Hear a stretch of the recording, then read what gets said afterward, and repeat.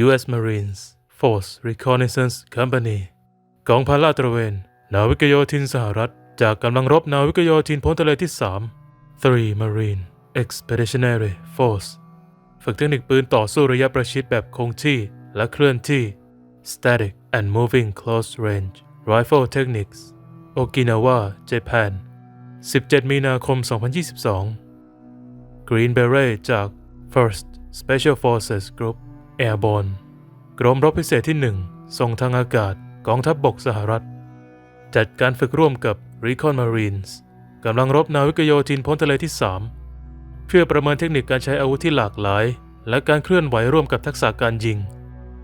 การฝึกอบรมที่สมจริงและมีคุณภาพสูงเป็นสิ่งสำคัญต่อการทำรงไว้ซึ่งความสามารถของหน่วยรบและแสดงให้เห็นถึงความมุ่งมั่นของสหรัฐที่มีต่ออินโดแปซิฟิกที่เสรีและเปิดกว้าง Corporal Andrew Yan Radio Operator 3rd Recon Battalion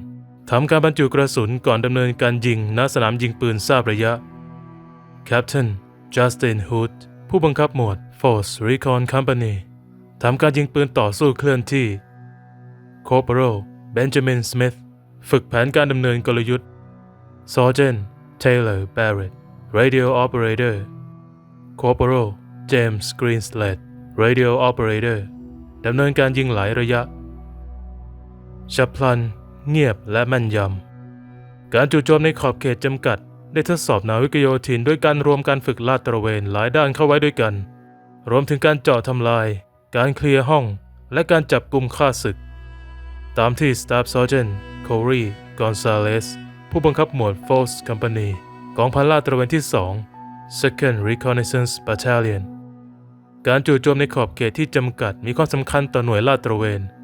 เนื่องจากช่วยให้นาวิกโยธินสามารถเข้าสู่พื้นที่ของศัตรูและเอาชนะการสู้รบของข้าศึกได้อย่างมีประสิทธิภาพการจู่โจมแต่ละครั้งนั้นแตกต่างกันและหน่วยรีคอนนาวิกโยธินต้องเรียนรู้เทคนิคต่างๆในการเจาะและเคลียร์อาคารในระหว่างการฝึกนาวิกโยธินได้ฝึกเทคนิคการเจาะโดยการใช้ระเบิดและเครื่องมือกลเป็นเครื่องจักรสำหรับการจัดการหรือการตัดเฉือนโลหะหรือวัสดุแข็งอื่นๆโดยปกติโดยการตัดคว้านเจียเฉือนเพื่อเข้าสู่อาคารที่มีการป้องกันประจุระเบิดเป็นวิธีการหลักที่หน่วยลาดตระเวนใช้ในการเข้าสู่อาคารอย่างไรก็ตามในกรณีที่ประจุระเบิดไม่สามารถจุดชนวนได้นาวิกโยธินจะพกเครื่องมือสำรองเช่นค้อนปอนและแฮลิเกิลบาร์ส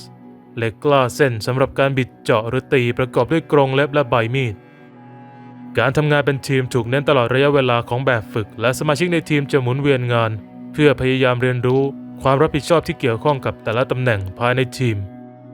คุณค่าของการฝึกสำหรับหน่วยนี้คือการทำให้แน่ใจว่านาวิกโยธินแต่ละคนเข้าใจพื้นฐานของการจู่โจมในขอบเขตจำกัดเราสร้างรากฐานสำหรับนาวิกโยธินและดำเนินการโดยไม่ลังเลในสถานการณ์จริง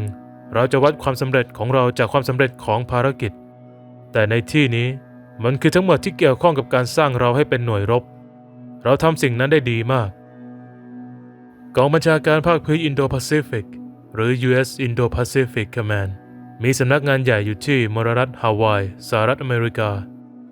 ผู้บัญชาการซึ่งรับผิดชอบการปฏิบัติและรายงานต่อประธานาธิบดีสหรัฐผ่านกระทรวงกลาโหมกองบัญชาการภาคพื้นอินโดแปซิฟิกได้รับการสนับสนุนกองกำลังจาก4หน่วยกำลังรบได้แก่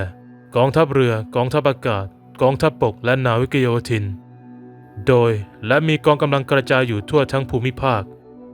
กองบัญชาการภาคพื้นแปซิฟิกของกองทัพสหรัฐมีพื้นที่ความรับผิดชอบตั้งแต่ชายฝั่งรัฐแคลิฟอร์เนียไปจนถึงมหาสมุทรอินเดียและจากขั้วโลกเหนือลงไปถึงทวีปแอนตาร์กติกา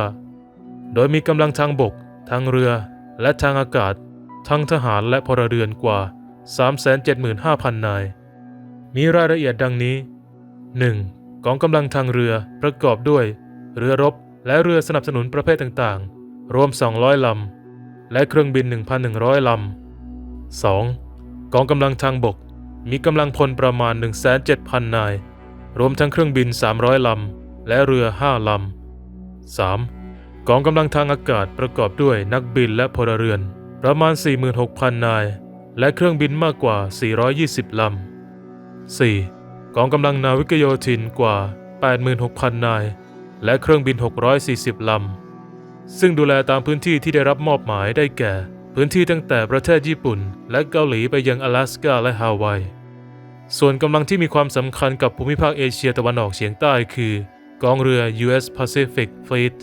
โดยมีกองเรือที่ 7 ซึ่งเป็นกองเรือยุทธการที่ใหญ่ที่สุดปฏิบัติการทั่วทั้ง2ฝั่งมหาสมุทรมีพื้นที่ปฏิบัติการครอบคลุมพื้นที่ทางทะเลของ 36 ประเทศโดยเป็นประเทศที่เป็นมหาอำนาจทางทหาร 5 ประเทศได้แก่จีนรัสเซียอินเดียเกาหลีเหนือและเกาหลีใต้และประเทศที่เป็นพันธมิตรกับสหรัฐ US Mutual Defense Treaty Allies อีก 5 ประเทศได้แก่ฟิลิปปินส์ออสเตรเลียเกาหลีใต้ญี่ปุ่นและไทยนอกจากนี้ในบริเวณดังกล่าวยังเป็นพื้นที่ที่มีข้อพิพาทหลายแห่งทั้งในบริเวณทะเลจีนใต้และทะเลจีนตะวันออก US Marine Corps Video by Corporal Zachary Salvi Edited by Vanoli Hunter